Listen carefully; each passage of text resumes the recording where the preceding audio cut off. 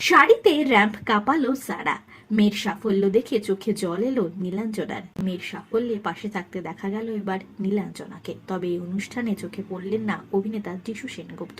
19 বছর বয়সে লাল পেরে সাদা শাড়ি পরে র্যাম্প মাতালো সারা।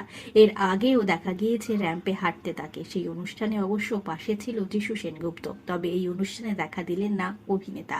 এক নামী শাড়ির ব্র্যান্ডের 50 বছর পূর্তি উপলক্ষেই র্যাম্পে হাঁটল যিশু তনয়া। তারা জানিয়েছেন, খুব এক্সাইটেড, আমার কাছে শাড়িতে র্যাম্পে হাঁটাটা একদমই নতুন অভিজ্ঞতা। মা মডেলিং করতো, ওনার থেকেই অনেক টিপস পেয়েছি। এর সাফল্য দেখে চোখে জল এসেছে নীলাঞ্জনার। খানিক কেঁদেই ফেলেন তিনি জানান, আমি খুব লজ্জিত। আসলে সারার চেয়ে আমি বেশি নার্ভাস ছিলাম। ওর জন্য এটা একটা বড় প্রাপ্তি, আনন্দ। শাড়ির 50 বছর পূর্তি উপলক্ষে এই শোটা ওর হাত ধরেই শুরু হবে, ভাবা যায়। সারা র্যাম্পকে ভালোবাসে আর র্যাম্পও ওকে পাল্টা ভালোবাসে।